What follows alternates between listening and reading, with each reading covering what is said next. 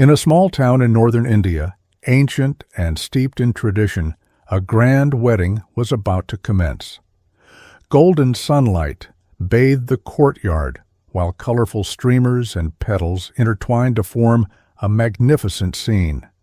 Friends and family gathered early in a beautifully decorated hall, their laughter and blessings echoing continuously. The main protagonists of the day were the couple carefully arranged by their families, groom Arjun Sharma and bride Meera Patel, whose union was seen as the continuation of the glory and hope of both families. Arjun, as the eldest son of the Sharma family, had been burdened with great expectations since childhood. Meticulous and composed, every step he took symbolized the responsibility and legacy of his family. Today, he wore traditional attire, and his expression revealed determination and confidence. Meera, on the other hand, had been well educated from a young age and blossomed into an elegant lady, exuding gentleness and poise in her every gesture. Their union was not merely a matter of fate, but also the result of long-standing mutual trust and anticipation between the two families. On the day of the wedding, Meera's parents were so moved they were nearly brought to tears, their eyes filled with dreams and reassurance about the future. They deeply believed that by marrying into this family, their daughter would receive the utmost care and respect. Meanwhile, the elders of the Sharma family carried themselves with solemnity and seriousness, as if silently conveying a profound sense of duty to uphold the family's honor. Every blessing, every clink of glasses resonated like a continuation of family history, a tribute to traditional values. As the ceremony reached its climax, amidst the hall filled with joyful laughter, ancient rituals and time-honored customs were performed with careful precision. Each step was meticulously arranged, imbued with deep cultural significance. In this warm yet dignified atmosphere, one could almost feel the timeless commitment of the family and the weight of a historical responsibility. If you enjoy such emotionally rich and compelling narratives, please subscribe to our channel. More exciting stories are waiting to be shared with you. At that very moment, the perfect wedding was not just a celebration of the union of two souls.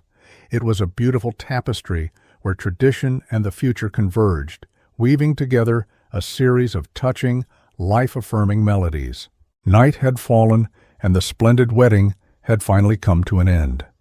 The bustling crowd dispersed, leaving only the soft glow of candlelight illuminating the solemn, ancient mansion. The door was gently pushed open, and Arjun stepped into their new chamber. The room was filled with the scent of sandalwood, and the exquisite bed was adorned with rose petals. The gentle light fell upon the figure of the bride Meera, who had been carefully adorned. Her eyes were cast downward, and she clutched the corners of her garment tightly, as if still immersed in the day's excitement and tension. According to family tradition, the wedding night was not only the beginning of the marital relationship, but also the final test of the bride's chastity. This age-old rule was never questioned nor dared to be defied. Arjun took a deep breath, feeling both excitement and apprehension. As he gazed upon his wife, he sensed a hint of unfamiliarity and distance. Meera gently raised her head and met his gaze, her eyes carrying a trace of shyness and unease. She knew what this night meant and understood that she had to embrace this responsibility. As the night deepened, everything seemed to be following its predetermined course. However, when the first ray of morning light filtered through the window, Arjun's gaze fixed intently on the bedsheet that was supposed to bear witness to the bride's purity. The white fabric was immaculate, with no trace of the mark that should have been there. In that instant his blood seemed to freeze, as a surge of anger, humiliation, and confusion flooded his heart. His breathing grew rapid, and his fingertips trembled slightly with rage. He slowly looked up, his cold gaze fixed on Meera. She, not yet fully awake from her slumber, sensed the heavy and dangerous atmosphere in the room. She saw that Arjun's face had turned dark and menacing, like a thundercloud poised to erupt at any moment. "What is going on here?" His voice was low and suppressed, as if every word carried the edge of a sharp blade. Mira was momentarily stunned, quickly realizing what he meant, and her face turned pale in an instant. She shook her head in panic and hurriedly tried to explain, "Arjun, please listen to me. Sometimes, some women—" Her voice trembled slightly as she tried to remain composed, but the fear in her heart only grew stronger. "Enough!" Arjun suddenly stood up, glaring at her in uncontrollable anger. "You have deceived me. You have deceived my family. You are not pure at all." His rage nearly consumed all his reason. Mira looked at him in terror, tears welling up in her eyes. She desperately tried to explain, to calm him down, but it was all in vain. She couldn't prove her purity. She didn't even know how to prove it. And Arjun's gaze was no longer that of the gentle, hopeful groom of the previous night, but that of a stranger filled with doubt, anger, and disappointment. That night, which was supposed to mark the beginning of happiness, became shrouded in an inescapable shadow. That night the atmosphere was meant to be tender and intimate, but following the discovery at dawn, all beauty swiftly turned into gloom. In Arjun's heart, a raging anger ignited, and in an instant that fury eroded his reason. He stood in the middle of the empty room, his gaze so cold it seemed capable of freezing everything, and demanded from Mira, "Did you have an affair before the wedding?" His voice was filled with uncontrollable ferocity, as if every word was designed to tear her apart. Mira, with tears welling in her eyes, explained in a trembling voice, "Arjun, you must understand that some women naturally do not bleed on their wedding night. It does not mean that I have ever betrayed you." Her words carried endless grievance and pain as she tried to defend herself against his icy accusations, but his ears seemed already shut, hearing only the incessant voice in his heart. "I have been deceived, and our family's honor will be disgraced." In that moment, Arjun seemed to lose all sense of reason. He advanced step by step, forcing Mira into a corner against the wall. His voice grew louder and hoarse as he roared, "Confess to me! Tell me the whole truth. By deceiving me like this, you have not only profaned our marriage covenant, but also sullied the dignity passed down through generations in my family." His words were laden with despair and hatred, as if declaring an irreversible point of no return. Mira huddled in the corner, tears streaming down her face uncontrollably. She repeatedly murmured in broken sobs and pleaded, "Please listen to my explanation. I truly have not deceived you." Though her voice was feeble, it was filled with helplessness and terror. However, no matter how earnestly she pleaded, Arjun's heart was already consumed by that unceasing echo of betrayal, and every roar of his seemed to announce the complete nullification of all the tender feelings they once shared. Every second in the room seemed to accelerate a silent nightmare, as if two hearts that had once embraced each other were being mercilessly torn apart by fate, transforming into a suffocating moment suspended between love and hate. Arjun's chest heaved violently as anger had completely devoured his reason. His fingers tightened, and his blood roared in his ears as if the whole world were urging him to make a dreadful decision. "You lied to me," he growled in a low tone, his eyes bloodshot, as he suddenly reached out and gripped Mira's slender neck. Her body instantly stiffened, and her hands instinctively clutched his wrists, nails digging deeply into his skin, futilely trying to break free. "Mira, why would you do this to me?" Arjun roared like a wild beast, and his grip grew even tighter. Mira's face quickly turned pale, her lips parted as she tried to speak, but it was as if the air had been squeezed out, allowing only a feeble whimper. Her eyes were filled with terror and despair, tears silently streaming down, and in her gaze flashed a plea. She was begging him to let her go. She did not want to die. But in Arjun's mind, everything went blank. His anger had shattered all bounds of reason. Mira's struggles gradually weakened. Her hands slowly dropped, her fingertips falling weakly. Her body trembled slightly, and ultimately she completely lost all strength. The room fell into a deadly silence.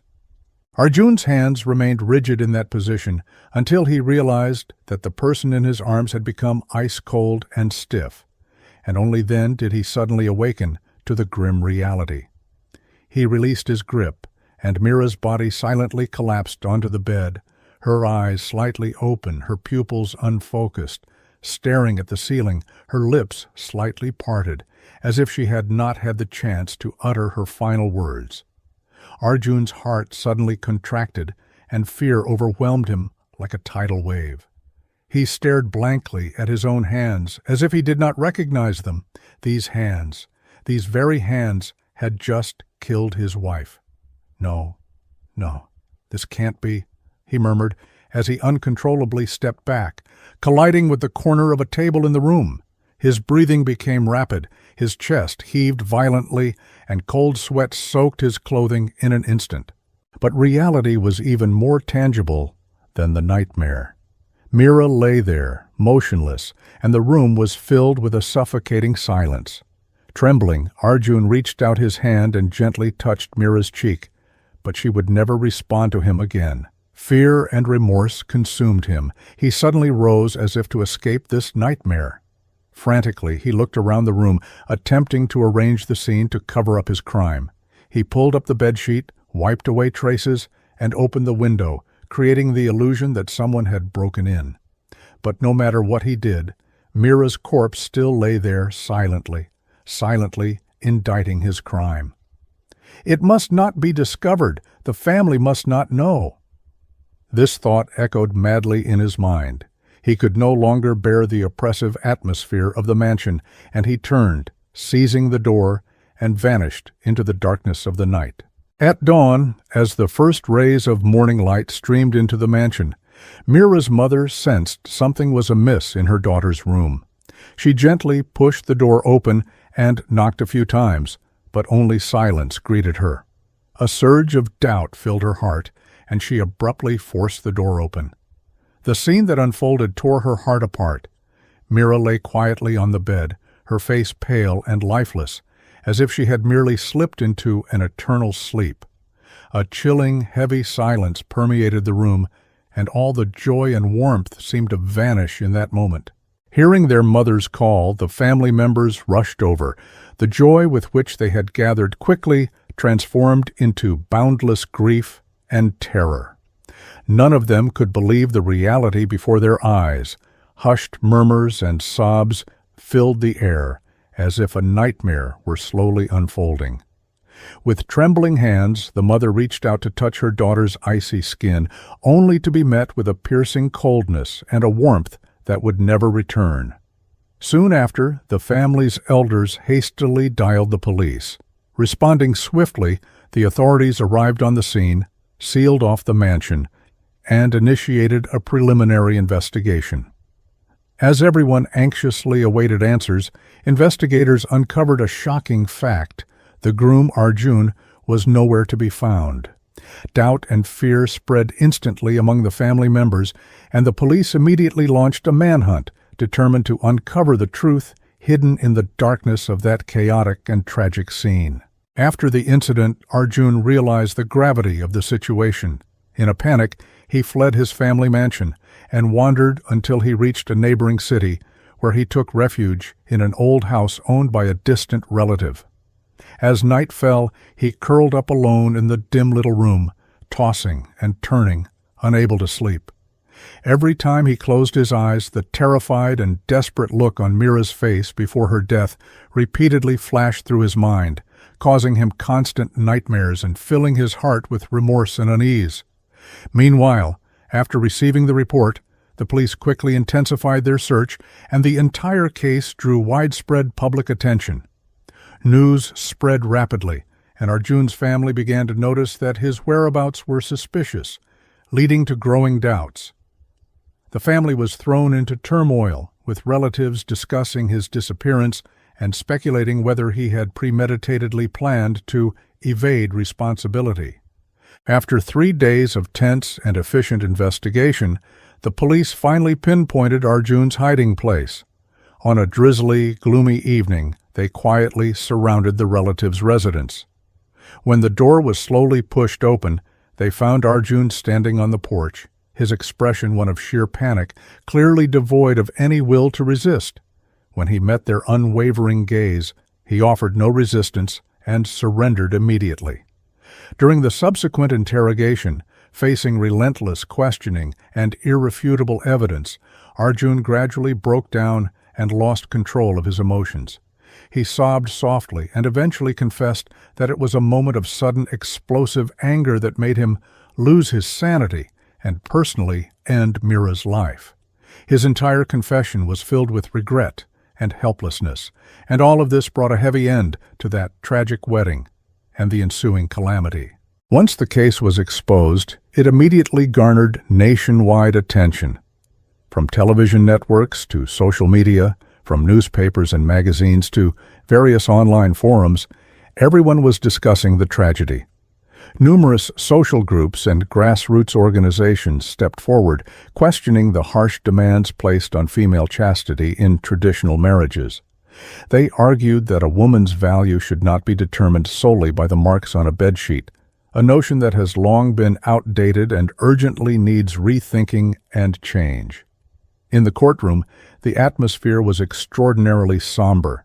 Arjun's lawyer on the defense side tried his best to secure a lenient sentence for his client, claiming that although Arjun had committed an atrocious crime, his emotions had spiraled out of control due to immense psychological pressure, and he hoped the judge could show some understanding on humanitarian grounds.